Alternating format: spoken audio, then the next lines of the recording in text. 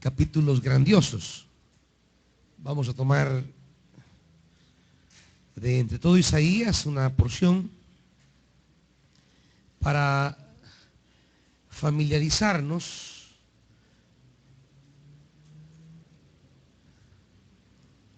con el profeta. Vamos a tomar no una, sino 3 porciones para captar el sentido, el contenido, el vocabulario de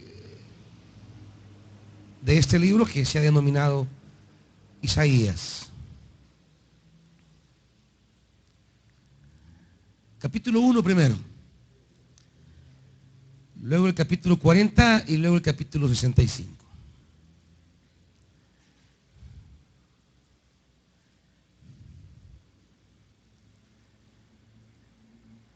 Capítulo 1 de Isaías dice, versículo 2, oigan cielos, escucha tierra, así dice el Señor. Yo crié hijos hasta hacerlos hombres, pero ellos se rebelaron contra mí. El buey conoce a su dueño, y el asno el pesebre de su amo, pero Israel no conoce, mi pueblo no entiende. Versículo 18. Vengan, pongamos las cosas en claro, dice el Señor. ¿Son sus pecados como escarlata? Quedarán blancos como la nieve. ¿Son rojos como la púrpura? Quedarán como la lana. Capítulo 40.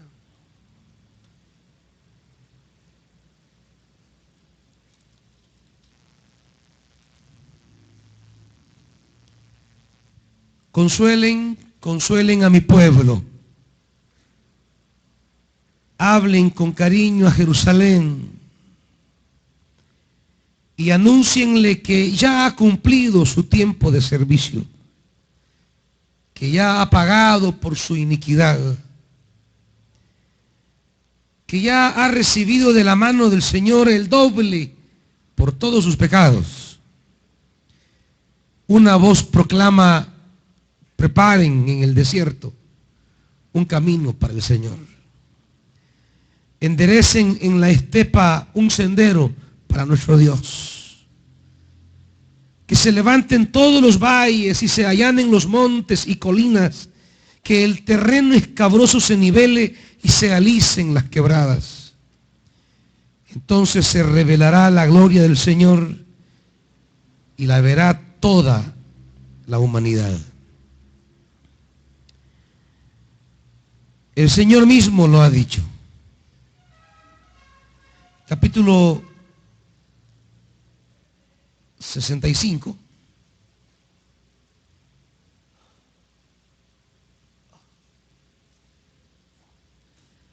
Versículo 17. Presten atención que estoy por crear un cielo nuevo y una tierra nueva. No volverán a mencionarse las cosas pasadas, ni se traerán a memoria. Alégrense más bien y regocíjense por siempre por lo que estoy a punto de crear. Versículo 23. No trabajarán en vano, ni tendrán hijos para la desgracia. Tanto ellos como su descendencia serán simiente del Señor.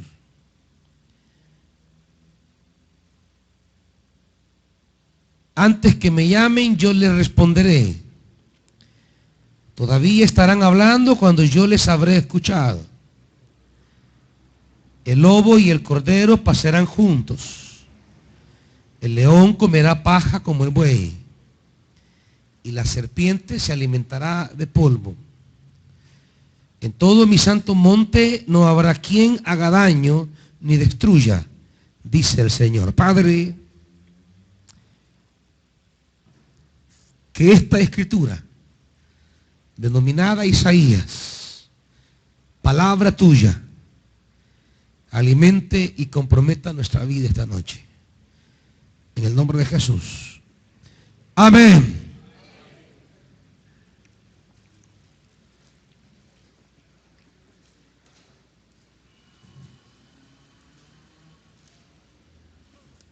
Se ha dicho que este libro debe denominarse la Biblia en miniatura, la Biblia condensada. Que este libro debe llamarse la Biblia resumida. Notablemente porque este libro contiene la cantidad de capítulos equivalente a la cantidad de libros de la Biblia. ¿Cuántos libros tiene la Biblia? 66 libros. ¿Cuántos capítulos tiene Isaías? 66. La Biblia, el profeta Isaías.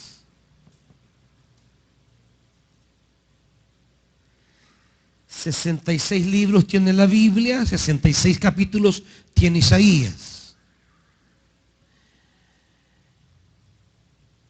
En Isaías se reúne toda la temática fundamental de la Biblia.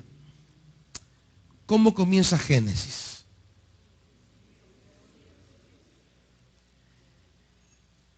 En Génesis 1:1 dice: en el principio creó Dios los cielos y la tierra. En el capítulo 1, versículo 2, ¿qué invoca el profeta? Oigan cielos, escuchen tierra.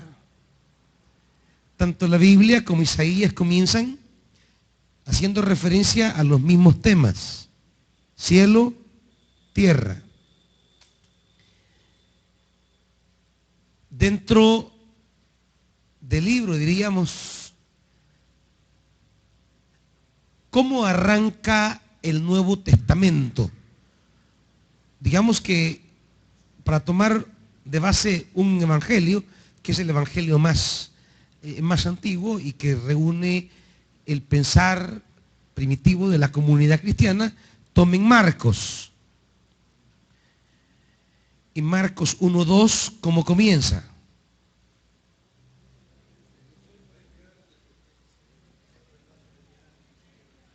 ¿Cómo dice Marcos 1:2?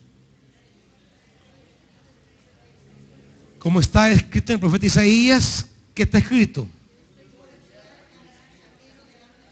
Estoy por enviar a mi mensajero delante de ti, el cual preparará tu camino. ¿De dónde es tomado ese pasaje? ¿Isaías qué? Isaías 40. Aquí tenemos, diríamos, los inicios de la Biblia. Isaías 43. Aquí tenemos una referencia clara al Nuevo Testamento que arranca justamente así. El Nuevo Testamento arranca con Juan el Bautista como un cumplimiento de Isaías 40, el que vendría a anunciar. Y finalmente Isaías prácticamente termina en el capítulo 65 y 64, 65 y 66, termina anunciando que, según lo que leímos, ¿qué termina anunciando? Isaías 65 termina anunciando cielo nuevo y tierra nueva. ¿Y qué termina la Biblia anunciando en Apocalipsis 22? ¿Qué termina anunciando la Biblia en Apocalipsis 22? Cielo nuevo, tierra nueva. ¿Qué termina anunciando Isaías? Cielo nuevo, tierra nueva. Por estos motivos, A Isaías se le ha llamado el libro que condensa el mensaje total de la Escritura. En Isaías encontramos el principio, el Nuevo Testamento, lo último de la Biblia. Ahí tenemos resumido en Isaías. Isaías es como el mensaje bíblico reunido, condensado en este libro. Tanto que es el libro más citado en el Nuevo Testamento. Hay un poco más de 350 referencias directas o indirectas al libro de Isaías en el Nuevo Testamento. Es el libro, en otras palabras, que más usaban los autores del Nuevo Testamento para entender la figura de Jesús de Nazaret, para interpretar la figura de Jesús de Nazaret, interpretarla a la luz del mensaje profético. El profeta Isaías es el libro que más utilizaron para querer explicar la misión y la persona de Jesús. ¿Preguntas hasta aquí, hermanitos?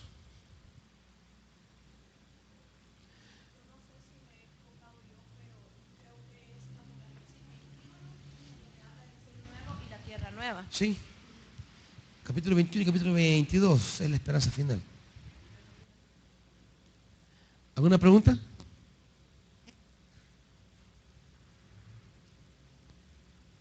Bien. ¿Qué fue eso? Isaías, entonces, es como el mensaje de la Biblia reunido, resumido.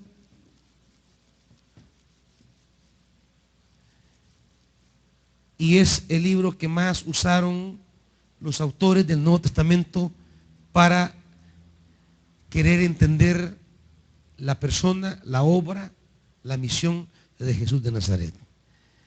Jesús aparece en Palestina, aparece en Galilea, y los autores, los creyentes primitivos, quisieron interpretar cómo entender la misión de Jesús. Él es el Mesías. La confesión principal, Jesús es el Cristo. Esta es la declaración de fe de los discípulos que siguieron a Jesús. Jesús es el Cristo, o sea, es el Mesías. Cristo y Mesías. Cristo es el término griego, Mesías es el término hebreo. Cristo, Mesías, no es nombre propio, es título. Significa el ungido.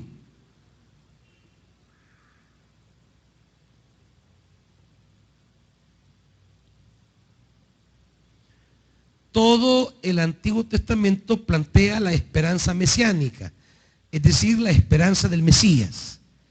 El Mesías, el ungido de Dios, viene. Y la declaración fundamental de los primeros discípulos es que ese Mesías prometido por los profetas, ese Mesías es Jesús, el hijo de María, el hijo de José. Jesús es nombre propio. Cristo es un título. Cristo es un reconocimiento de fe. Decir, este Jesús que nació en Belén, ese es el Cristo que esperábamos. Pero Israel esperaba un Cristo un tanto diferente. Un Cristo victorioso, un Cristo caballeresco, un Cristo general, guerrero. Y no esperaban un pobre marginal de Galilea. Sin embargo, la comunidad cristiana siguió creyendo que él era el Cristo. ¿Cómo entender entonces que es el Cristo, pero no el Cristo que la tradición judía esperaba, sino el Cristo de verdad prometido? Entonces ellos echan mano del profeta Isaías como uno de los profetas favoritos para entender por qué ese Jesús que ejecutaron en la cruz es el Mesías esperado. ¿Por qué? ¿Por qué el Mesías tiene que morir? Cosa que no esperaba la esperanza judía. Para ellos el Mesías no venía a morir, venía a traer una victoria militar a favor de Israel sobre sus enemigos romanos, egipcios y todo tipo de naciones que pretendieran oprimirle. Pero en lugar de venir un enviado de Yahvé, jubiloso, victorioso, generalísimo, viene un pequeño, un hombre sencillo, humilde, casi un campesino de Galilea, pero es el Cristo. ¿Cómo entender que Él es el Cristo? Los autores van a echar mano de Isaías para entender a través de Isaías cómo es que Jesús es el Mesías. Por eso será el libro más citado en el Nuevo Testamento. ¿Estamos hasta aquí, hermanitos? Bien. ¿Preguntas?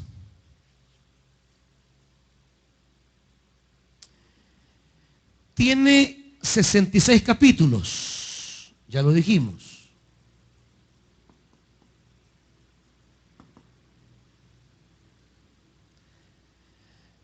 La letra enfocada, hijo.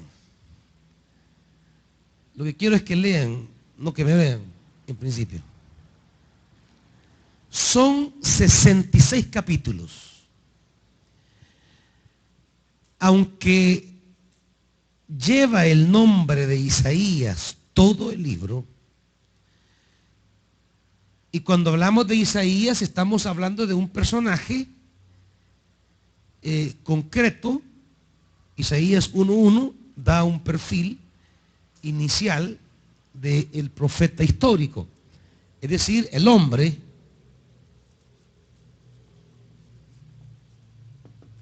que se dice de ese hombre en el 1:1.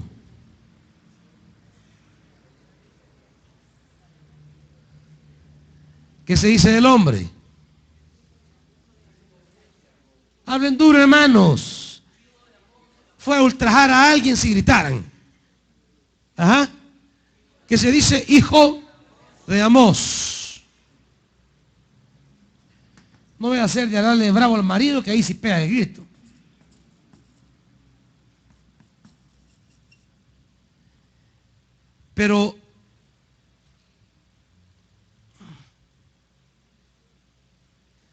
Pero no tiene nada que ver con el Amós profeta. Son dos formas aún distintas de escribirlo.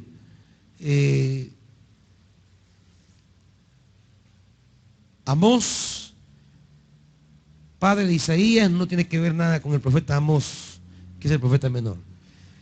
¿Qué más se dice del hombre? Hablen duro, hombre. ¿Cómo?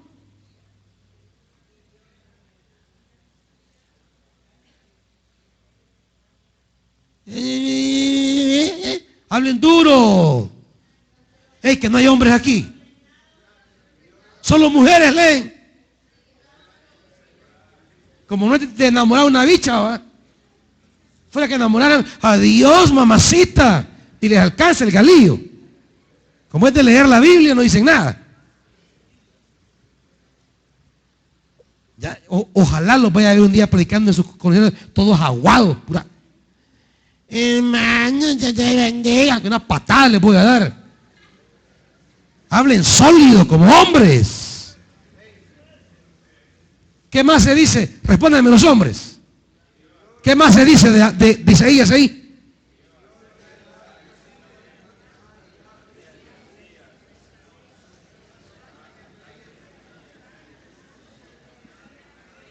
Vaya. Tuvo una existencia concreta bajo ciertos reyes. Usías, Jotam, Acaz y Ezequías. Eso lo hace más o menos un periodo de unos que dijéramos 40 años. Tuvo un ministerio profético por alrededor de 40 años bajo 4 reyes diferentes. Parece ser que provenía de la familia sacerdotal. Parece ser que Isaías era sacerdote. Ya veremos su llamamiento. Él está en el templo. Si estaba en el templo, es que era parte de la familia levita. Y estando en el templo, Dios lo convoca a ser su profeta. El capítulo 6 habla el llamamiento de Isaías. Ya lo veremos dentro de un momento.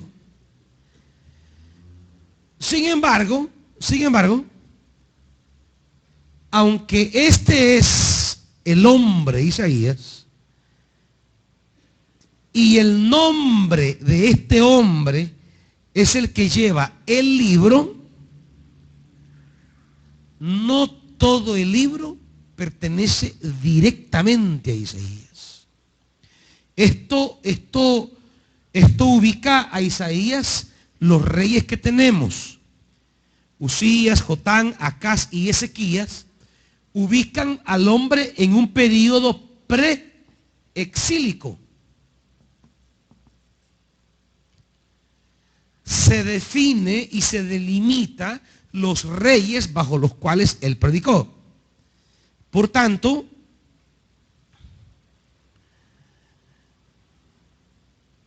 la parte del libro que tiene que ver con los reyes que él predicó es la que pertenece, diríamos, directamente a ese personaje llamado Isaías.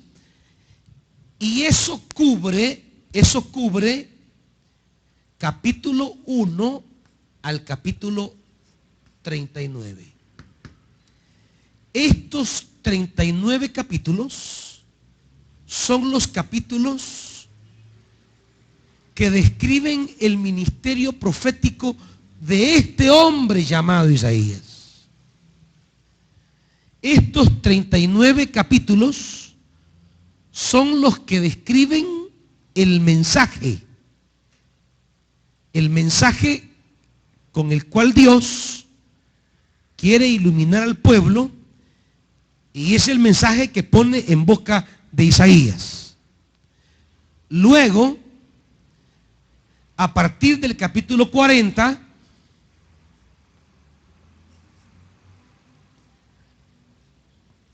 hasta el capítulo 66, esto ya parece ser, diríamos, parece ser una palabra profética que le vino a Israel, pero ya no a través de este Isaías histórico, sino a través de la comunidad de profetas que se gestó en torno a Isaías. Porque los profetas tenían discípulos, así como lo tenía Elías, como lo tuvo después Eliseo. Había una comunidad de profetas en torno al profeta que se levantaba. Isaías, el hombre ese, hijo de Amós, que profetizó bajo esos 4 reyes, él también tuvo una comunidad de profetas. Y en este círculo de profetas se siguen dando las revelaciones de parte de Yahvé en la línea del primer profeta Isaías. Entonces, la comunidad de profetas ligada al hombre Isaías continúan ejerciendo el ministerio profético, y los oráculos o las profecías que se siguieron dando en el seno de ese grupo se fueron poniendo por escrito y se reunieron todas bajo una sola denominación, que fue Isaías.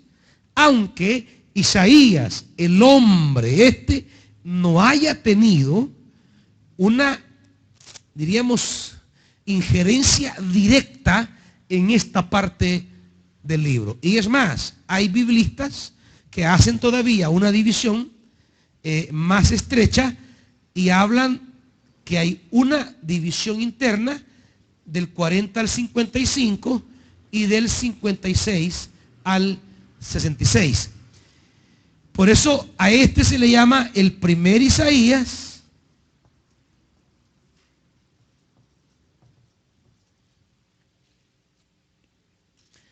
y a este se le llama Deutero Isaías. Y claro, los que creen que el Deutero Isaías solamente es esto, le llaman a este Trito Isaías.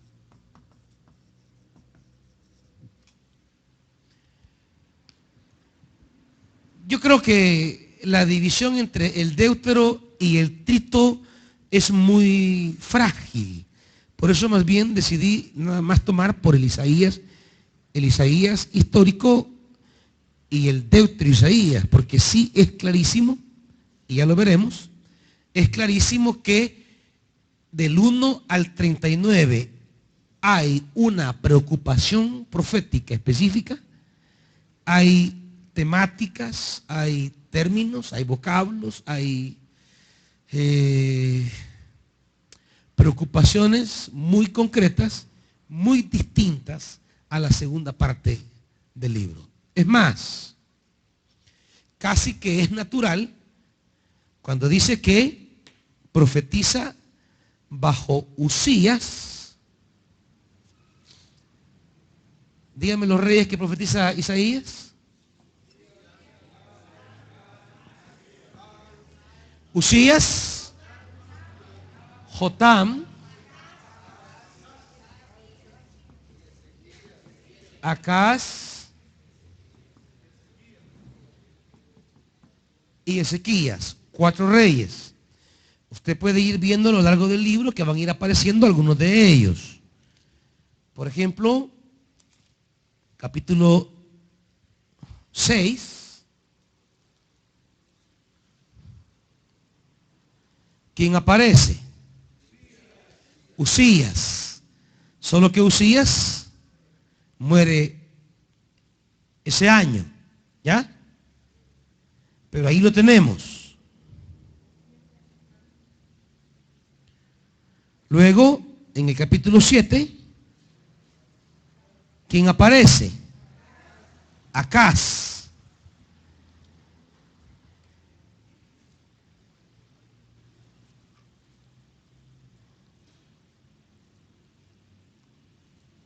Y a medida avanza el libro, vamos a encontrarnos allá en el capítulo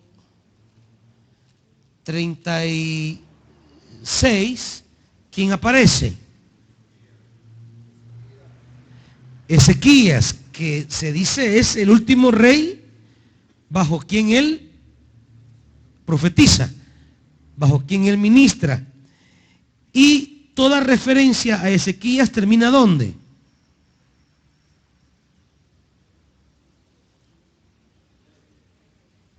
¿En qué capítulo termina la referencia a Ezequías?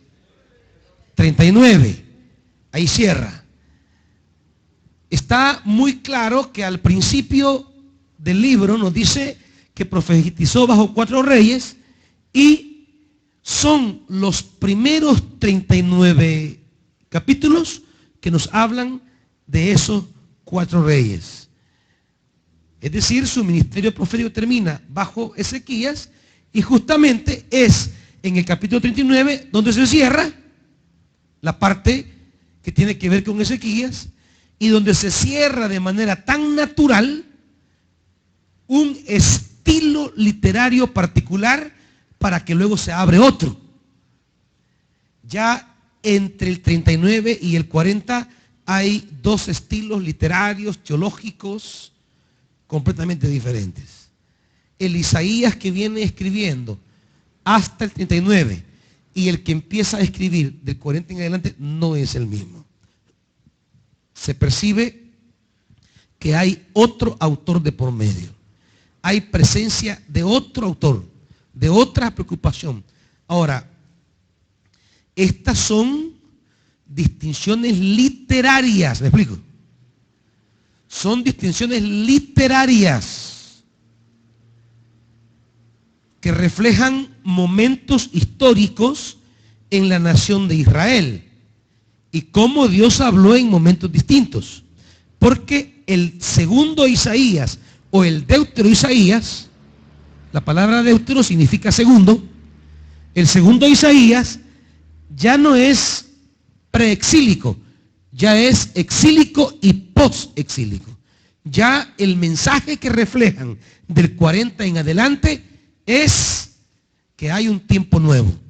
Hasta el capítulo 39, Israel no ha ido al exilio. Con Ezequías no hay exilio todavía. El periodo que Israel se va, 70 años, no ha ocurrido. Es más, el capítulo termina diciendo que Dios ha liberado a Jerusalén de una invasión de Asiria. Y el capítulo 39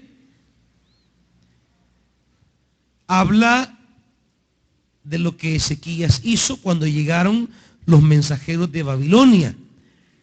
Y dice 39, en aquel tiempo Merodac Baladán, hijo de Baladán, rey de Babilonia, le envió cartas y un regalo a Ezequías porque supo que había estado enfermo y que se había recuperado.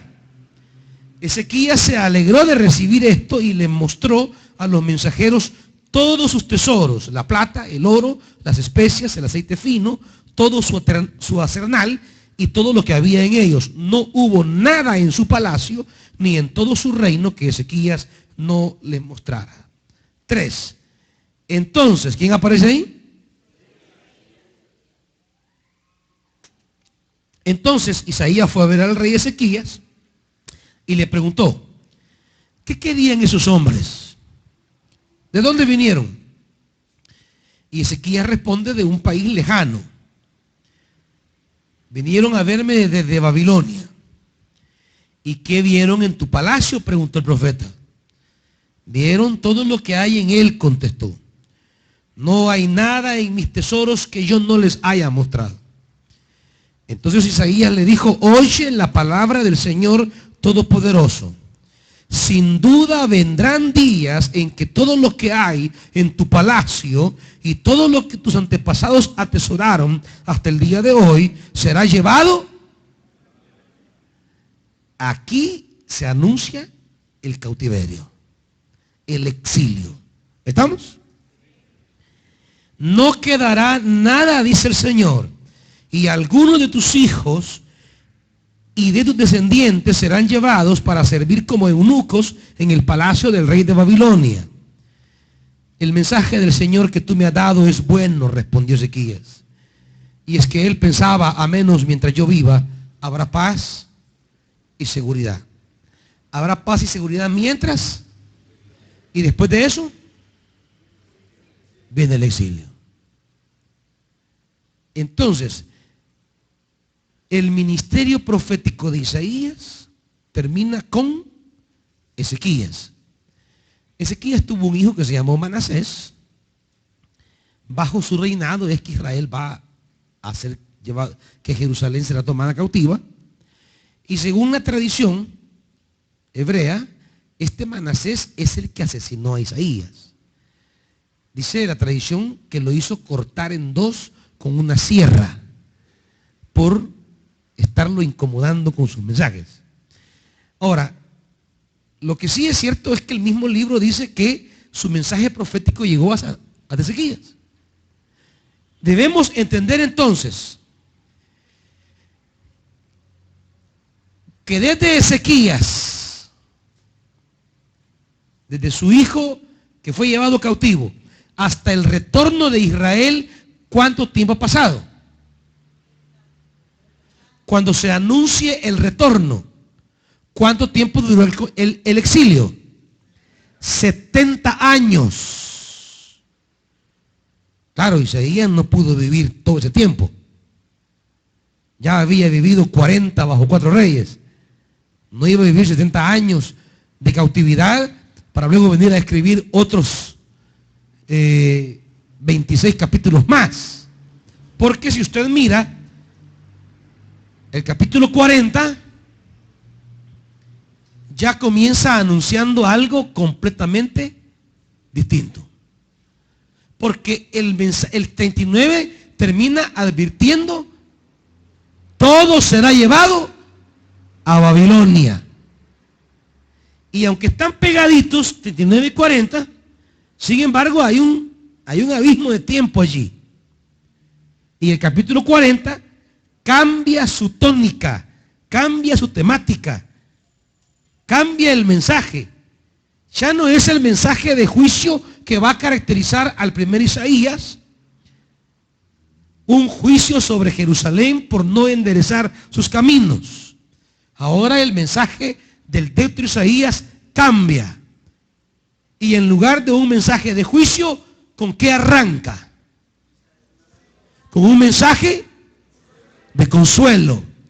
Y lo que se anuncia es: háblenle con cariño a Jerusalén y anúncienle que ya ha cumplido el tiempo, que ya ha pagado el tiempo de su... Es decir, el profeta comienza a anunciar, a decirles: se ha cumplido ya el periodo de juicio, de castigo sobre Jerusalén. Ahora viene la liberación. Ahora viene un nuevo éxodo. Solo que ahora no saldrán de Egipto, sino que saldrán de Babilonia. Hoy viene la liberación. Dios restaurará a Israel. Y de aquí comienza otro mensaje. Otra manera de predicar a Israel. Porque es otro el contexto. Israel está en cautiverio, pero ya está próximo el retorno. Y del capítulo 40 comienza a anunciarse a Israel la esperanza del pronto retorno a la tierra. Por eso usted va a comenzar a leer a partir del 40. Va a comenzar a leer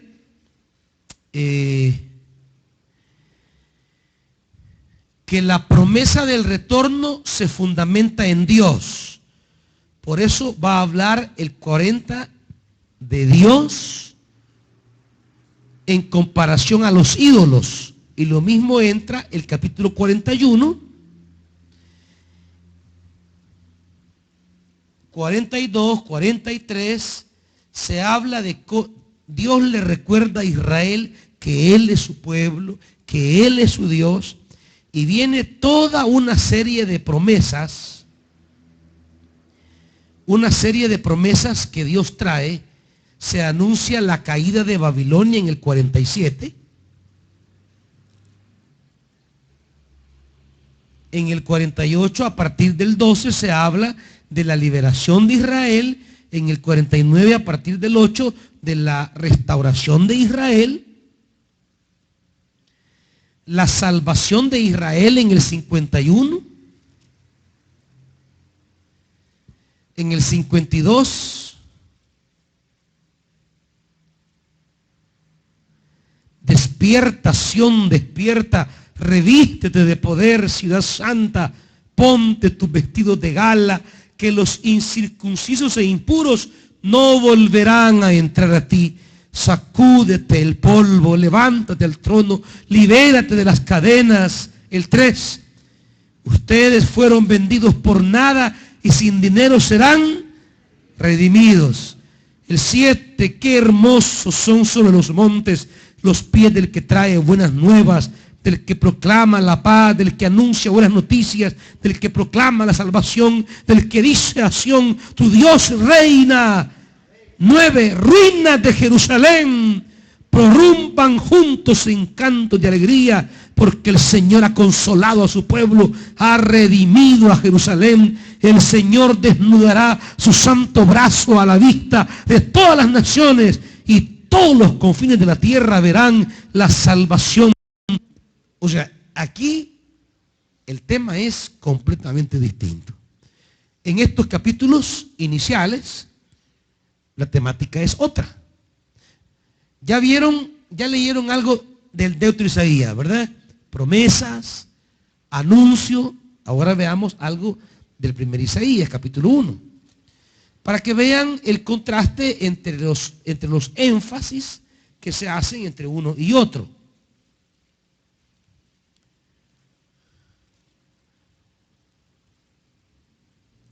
Vea, por ejemplo, capítulo 1, versículo 10.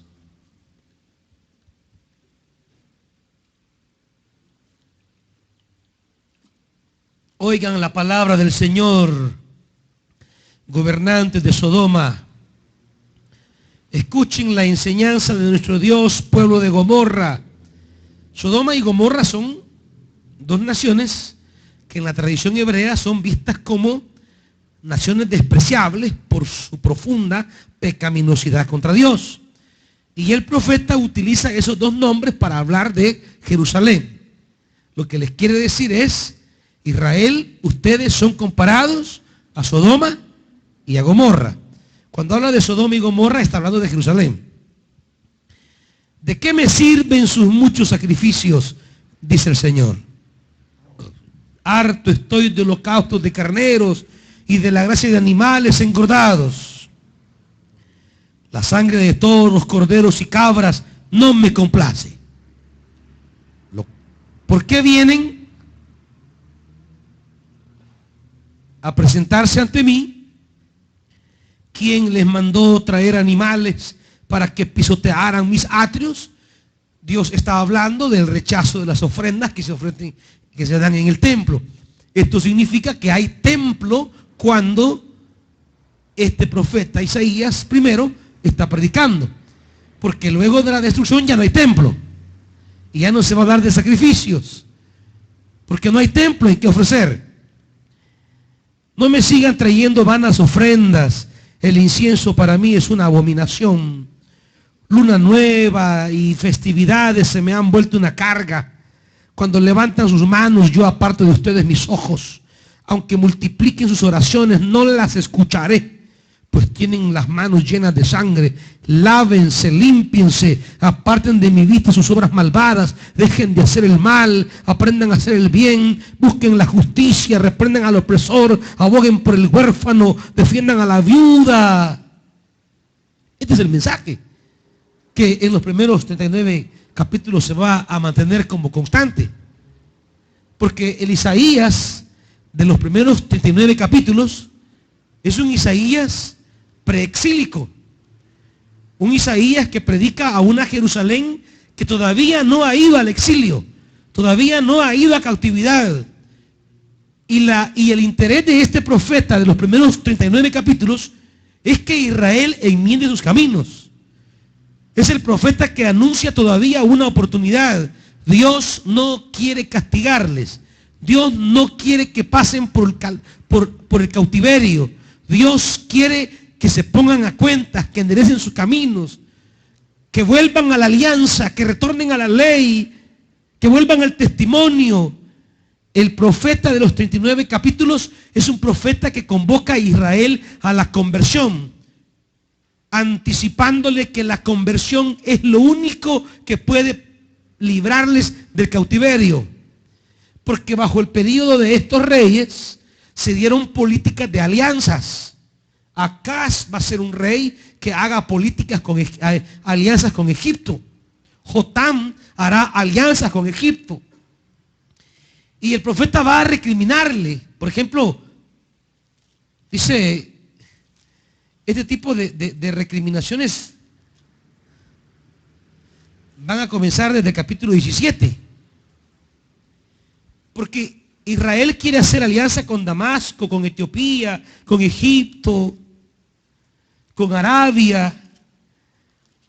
Y todo llegará a su culminación en el capítulo 30, que es donde cierra este bloque de recriminaciones, donde el profeta le reclama a Israel su inclinación por hacer alianzas humanas. Y dice, el Señor ha dictado sentencia, capítulo 30. ¿Va conmigo? Hay de los hijos rebeldes que ejecutan planes que no son míos, que hacen alianzas contrarias a mi espíritu, que amontonan pecado sobre pecado, que bajan a Egipto sin consultarme, que se acogen a la protección de Faraón y se refugian bajo la sombra de Egipto. La protección de Faraón será su vergüenza, el refugiarse bajo la sombra de Egipto será su humillación. Por eso dice más adelante, versículo 15, porque así dice el Señor omnipotente, el Santo de Israel: en el arrepentimiento y la calma está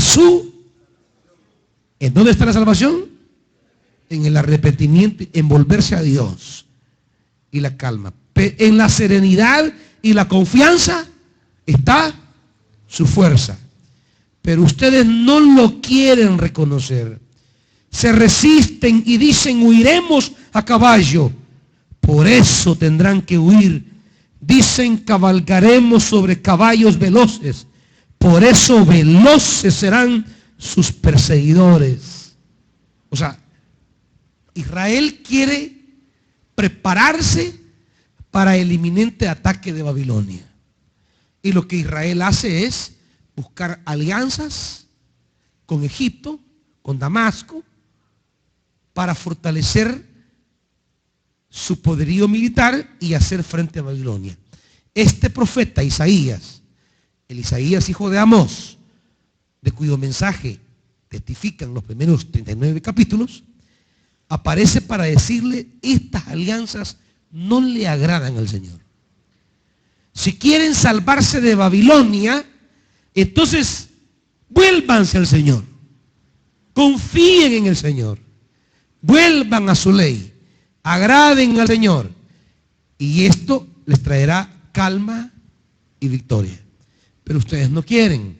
Quieren asegurar por sus propios medios. Quieren garantizar por sus propias decisiones. No quieren dejar esto en manos de Dios. Quieren dejarlo en sus manos. Por esto, dice Dios, les va a ir mal. Ustedes quieren con sus manos arreglar las cosas. Bueno, ya van a ver que sus manos no son suficientes, porque las manos de Babilonia serán más grandes. Israel no quiere confiar en las manos de Dios. Quiere confiar en sus manos y en las manos de sus aliados. Pero dice: esto les traerá cosa peor. Entonces, este es el mensaje de Isaías. Un llamado a la conversión. Volverse a Dios es la única manera de ser salvos de Babilonia. Pero no hicieron caso. Terminarán yéndose al cautiverio. Cuando Israel está en el cautiverio y ya está próximo a cumplirse los 70 años, entonces aparece este otro movimiento profético que arranca en el capítulo 40, que Isaías, hijo de Amós, ya no está presente. Él ha muerto ya. Pero se levanta otro movimiento profético para darle esperanza a Israel ante el inminente retorno a Jerusalén. Y este movimiento profético se encarga de escribir estos 26 capítulos que los anexarán a los primeros 39 capítulos para formar un solo libro bajo un nombre genérico de Isaías. Claro, esta distinción es literaria, es teológica, pero no significa que este sí es palabra de Dios y esto no es. No, todo es palabra de Dios. Todos los 66 capítulos es el mensaje de Dios. Esta distinción solo la hacemos para entender que estos capítulos, para poder captar mejor su mensaje, hay que interpretarlos en el contexto ya pronto a vencer del cautiverio. Y estos en el periodo antes de irse al exilio. ¿Preguntas, hermanos? Hermano Oscar.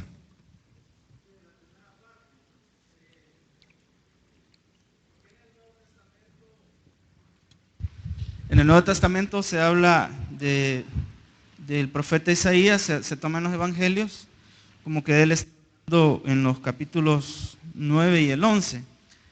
Pero hasta donde yo sé, habla el profeta estaba refiriéndose a Ezequías. ¿Cómo, perdón? Vaya, en el Nuevo Testamento los evangelios retoman Isaías y salen partes del capítulo 9 y del 11, donde habla del que nos ha nacido un niño y del vástago de Isaí. Sí. Pero en realidad Isaías está hablando de Ezequías. Refiriéndose al niño. Así es. Entonces, ¿cómo es que se hace que ellos lo toman así cuando en realidad era refiriéndose a un rey? Sí, el hermano Oscar pregunta sobre la profecía de capítulo 9, que se le da a acaso una señal. Y la señal es aquí que la Virgen concebirá y dará a luz un niño y llamará su nombre Emmanuel. Que en términos históricos, en el momento que el profeta da la profecía, se refiere al nacimiento de Ezequías. Porque Ezequías será el rey que traerá un tiempo nuevo para Jerusalén y que prolongará la paz y prosperidad de Israel a causa de su corazón. Pero en el Nuevo Testamento, ese pasaje que en términos históricos se aplicaba a Ezequías es retomado por el evangelista como una mención directa de Jesús de Nazaret. Esto lo vamos a encontrar en toda la Biblia.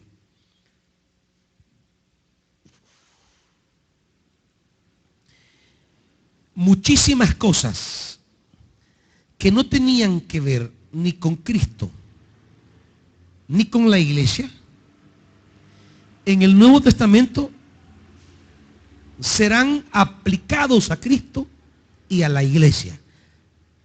Recuerden ustedes que las palabras proféticas que se daban en el Antiguo Testamento tenían un cumplimiento histórico visible para quienes la recibían. No crean que se les daba una palabra, por ejemplo, una palabra como esta, nacerá un niño.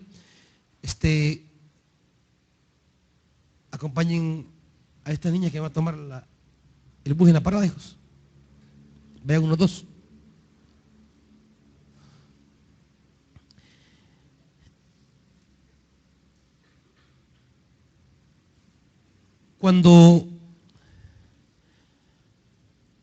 Cuando los destinatarios, el pueblo de Israel, está escuchando el mensaje del profeta, ese mensaje tiene un sentido particular para el que lo está recibiendo. Le dice algo en ese momento, se refiere a alguien en ese momento. Por ejemplo, porque un niño os es nacido, hijo nos es dado, y el principado se llevará sobre sus hombros, o he aquí la Virgen concebirá y dará a luz un niño. En ningún momento, cuando ese mensaje lo recibieron, los judíos jamás pensaron que se refería al Mesías. Jamás. Nunca. Ellos nunca entendieron ese pasaje como refiriéndose al nacimiento de Jesús. Es más, en el hebreo ni siquiera dice, he aquí la Virgen. Porque en el hebreo la palabra que emplea ahí no es virgen.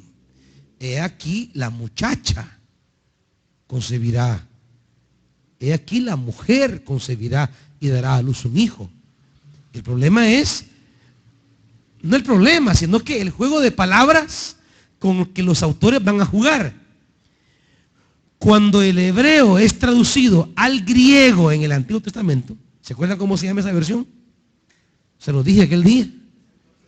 La Septuaginta.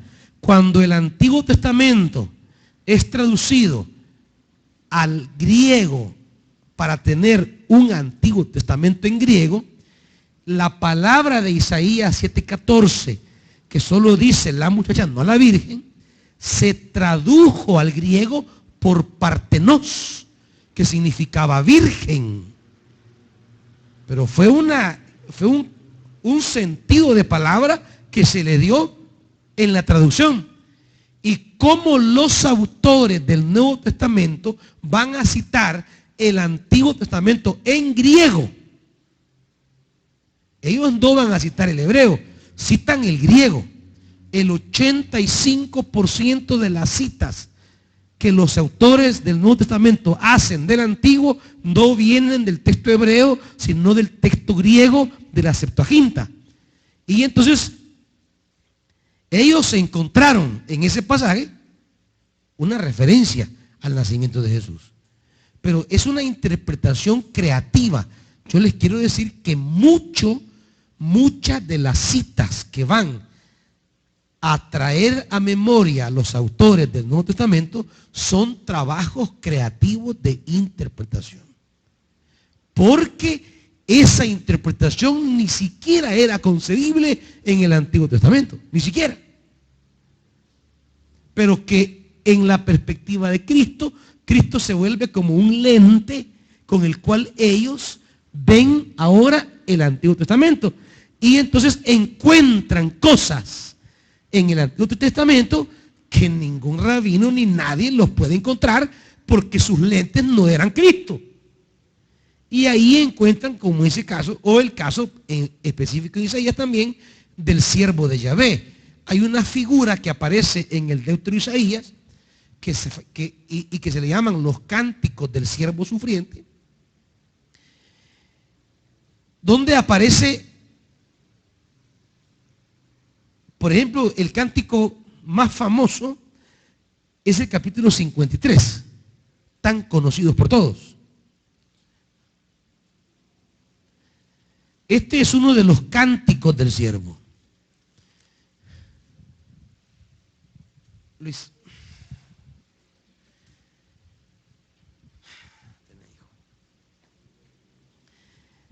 Isaías 53 es un pasaje tan conocido, para muchos de nosotros describe la vida y muerte de Jesús. Versículo 3, por ejemplo, despreciado y rechazado por los hombres, varón de dolores, hecho para el sufrimiento, todos evitaban mirarlo, fue despreciado y no lo estimamos. Ciertamente Él cargó con nuestras enfermedades y soportó nuestros dolores.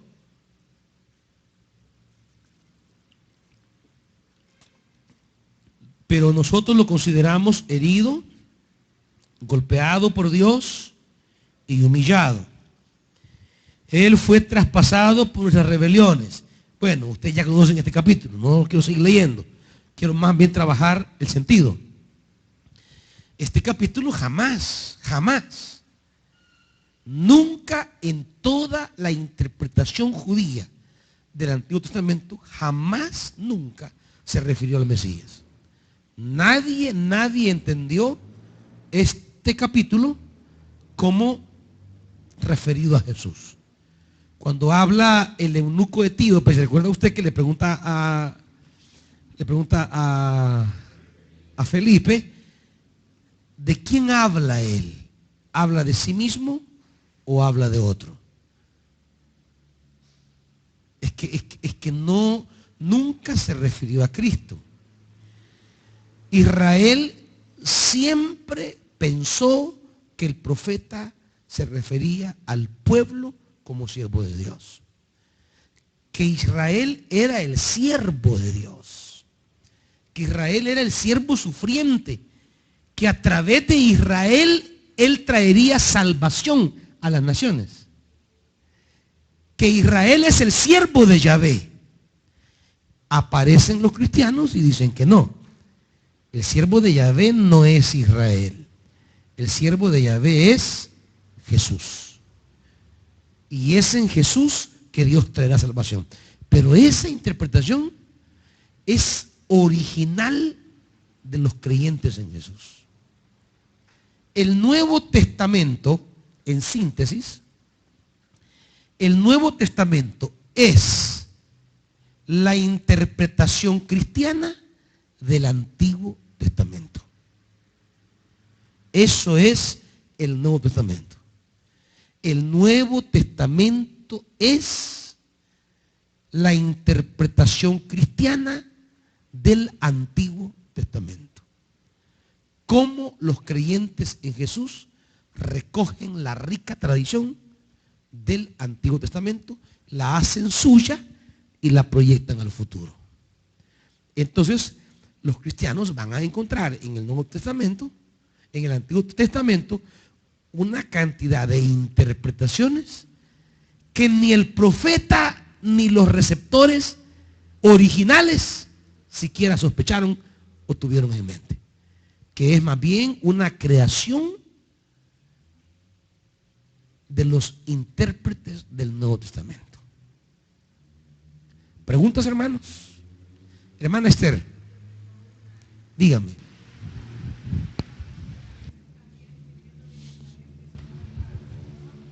¿Qué intervención tenía en ese tiempo? Sí, igual. Acuérdese que hay profetas contemporáneos.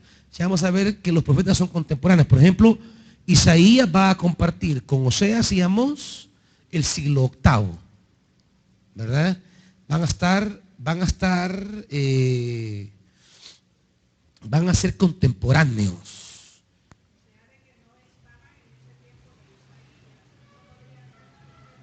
¿Cómo no?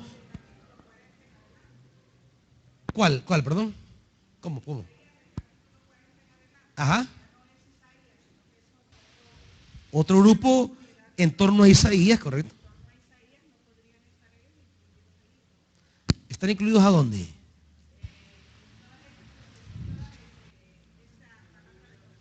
¿Cómo no?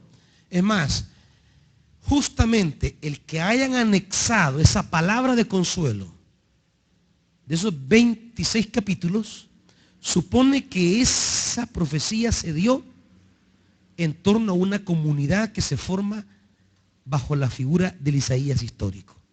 Es decir, que el Isaías, hijo de Amós, crea una comunidad profética que mantiene viva su memoria y que sigue recibiendo el don profético y que en un momento determinado recibe oráculos de consuelo, profecías de liberación, que las van recogiendo y luego las anexan a las originales, a las primeras, digamos, a las primeras que tuvo, por decir así, su fundador, ¿verdad? Diríamos, hay una escuela en torno a Isaías, hay una comunidad de profetas. En otras palabras, el movimiento profético de esa línea en particular no termina con Isaías, continúa en la comunidad de sus discípulos, entre los cuales se sigue dando el don profético, luego reciben esa palabra de consuelo y la anexan al primer Isaías, para formar un solo Isaías bajo ese mismo nombre. Pastor, complementando la pregunta de la hermana Esther, entonces estos, más que todo del trito Isaías, fue después de la época de Nehemías, ¿tuvo alguna relación con Malaquías y Ageo? Exactamente, en ese marco, con Ageo, Malaquías, Zacarías, fueron contemporáneos. Correcto. El primer Isaías va a ser contemporáneo con los profetas primeros, Oseas, Amós, Miqueas. Zacarías y Ageo ya aparecen en Esdras, ¿verdad? Ya aparecen en Esdras, ya es post-exílico, o sea, sí, ya es después del exilio. Y si ustedes comparan el mensaje de ellos, mensaje de esperanza, de anuncio, de promesas, lo van a ver que es similar ya del capítulo 40 en adelante de Isaías.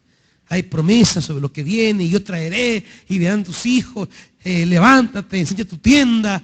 Es el mensaje de esperanza, que no tiene nada que ver con los primeros 39 capítulos. ¿Verdad? Esta distinción no es para distinguir que uno es palabra de Dios y otro no es palabra de Dios. No.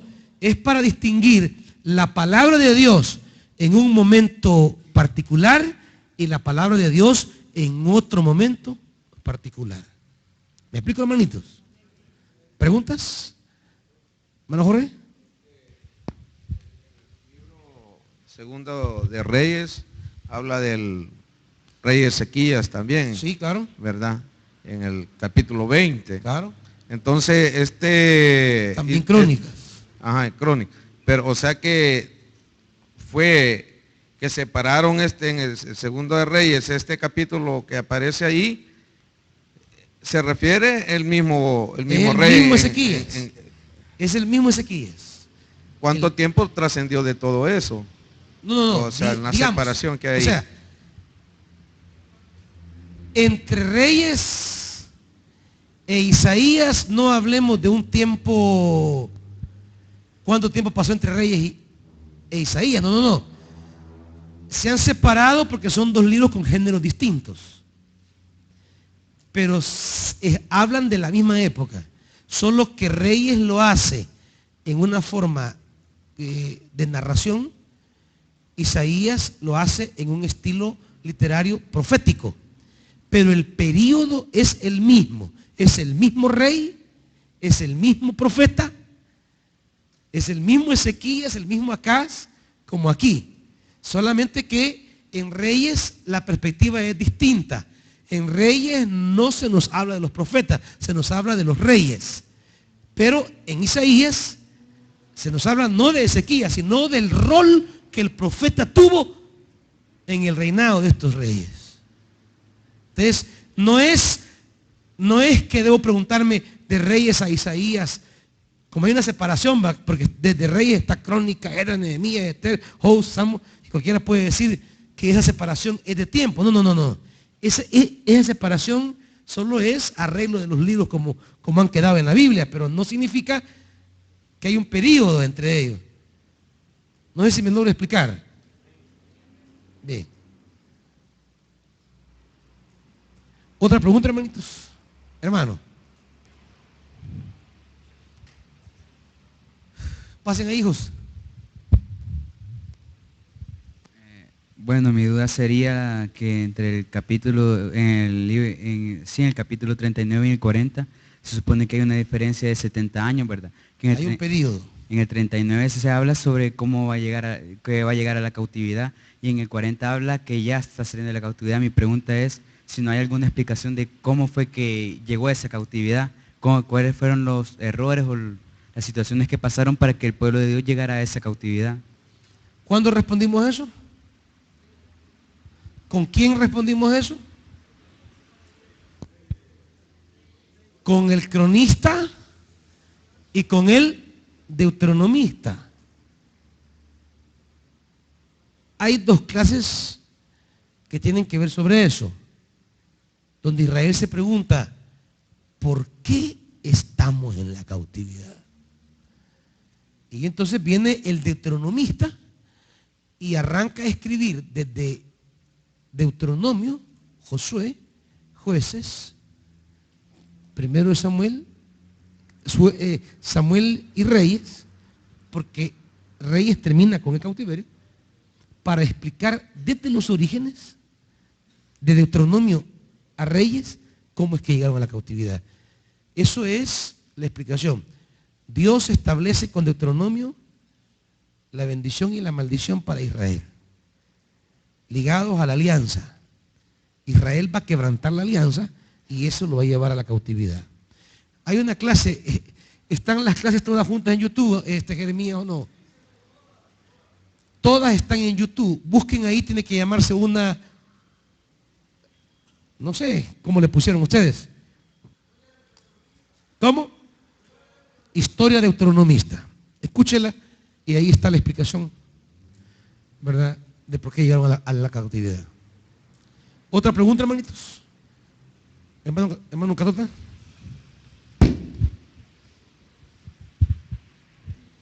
En el capítulo 7, bueno, como el libro de Isaías estaba comprendido entre los 4 reyes, pero en el capítulo 7, bueno, en el 6 muere Usías, en el 7 aparece Acaz, pero dice que es hijo de Jotam. Sí. Y nieto de Usías. No se describe en el libro de Isaías lo que sucedió en el reinado de Jotam. No hubo palabra referente a eso. Ese era. Yo creo que eso es bueno entenderlo. Cuando Dios no habla, no hay por qué hablar. Dios habló bajo Usías. Dios cayó, por lo menos a través de Isaías, cayó bajo Jotam. Va a hablar bajo Acaz y va a hablar bajo Ezequías. Creo que eso es bueno. Si Dios no dijo nada, no hay por qué agregar nada. Digo porque a veces la gente cree que tiene que decirle una palabra a alguien cuando está ministrando. Es que no se puede ir sin darle palabra. Si Dios no dice nada, que siga. ¿Qué vamos a hacer? Si no hay revelación, no tenemos que inventar palabras. Digo, porque hay gente que si le dio palabra a Dios a dos que pasaron y a este no, siente que no se puede ir así. Si Dios no le dio, no le dio. Siga su camino y no invente. ¿Verdad? Y eso es importante en la gente que ministra. No todos reciben palabra. Dios a uno les habla, a otro no. Otro día que sale a hablar a otro y no a este. No es que a todos tiene Dios que darle una palabra, ¿verdad? Y el silencio sobre Jotán es muy, para mí, importante porque no revela eso.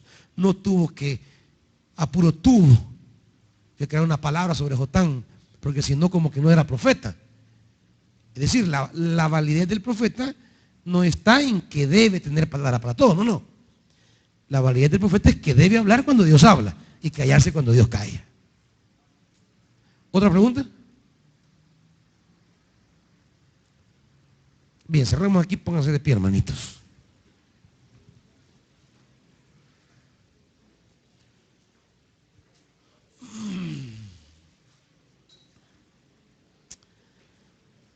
El libro de Isaías, hermanos,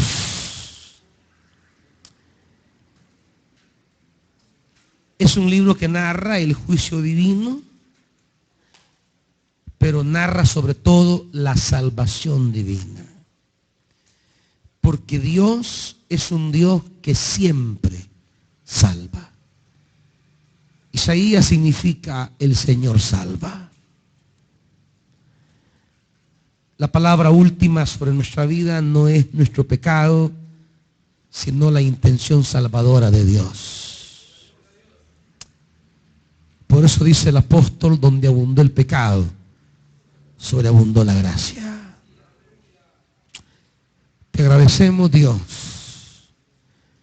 porque en la persona de tu Hijo amado, Jesús, nos revelaste cuán grande es tu propósito de salvación para nosotros.